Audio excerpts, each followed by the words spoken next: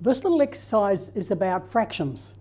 Now, fractions are not as important as they used to be because we talk more about decimals and percentages, but they are still important in a number of cases. And I think the best way to think about fractions is to think about pizzas, because oftentimes when we have pizzas, we talk about slices of pizza, and that's a very good way of thinking about fractions. We have here some pictures of pizzas. I'm very sorry that I didn't get real pizzas, but that would have been a little messy.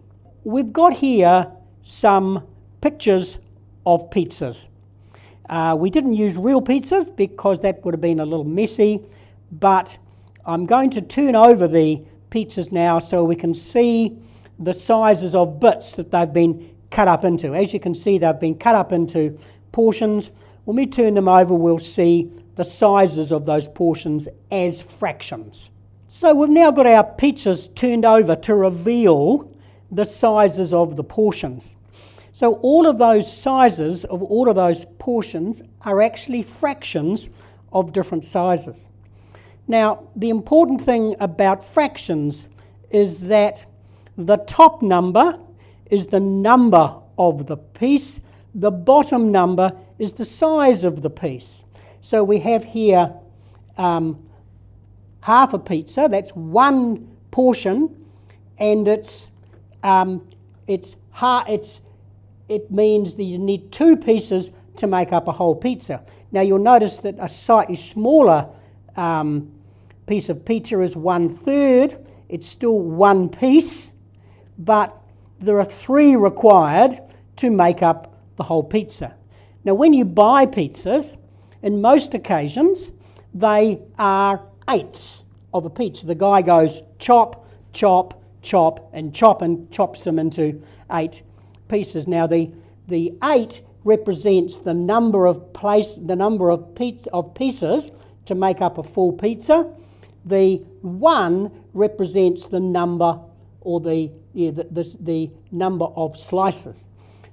Okay, so we've got here 1/4 of a pizza. If you're really hungry, you might eat a quarter. Notice that that's exactly the same as 2/8 of a pizza.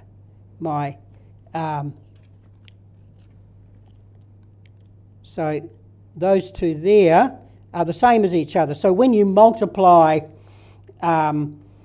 fractions, what you're doing is that that is either become 2/8, so you multiply the top figure, but 2/8 is the same as 1/4.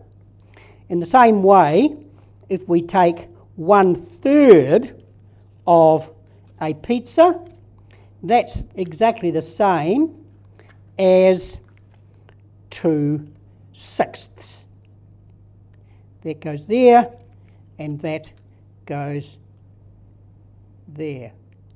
So, by doing this, you can get a rough idea, or you can get an understanding how to group fractions together. Now here's the other interesting piece. If we take a full pizza and we say, okay, imagine Johnny wants half a pizza and Mary wants 2/3 of a pizza, then all of a sudden we're a little bit of a problem because we need more than one pizza.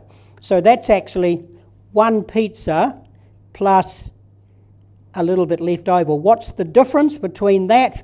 I think we might find that it is maybe, and we can do this by trial and error, is the difference about 1/6. So we can play around with pizzas and work out the difference between, or the relationship between the sizes of the pieces. So when we multiply slices of pizza, we also know that if we take 5/10 of pizza, that's exactly the same as 1/2. If I can make that square, that's exactly the same as 1/2. So simple calculation, 5 over 10 cancels down to 1 over 2. And you can see the things happening in front of you with real pizzas as opposed to fractions that can be slightly complicated to talk about.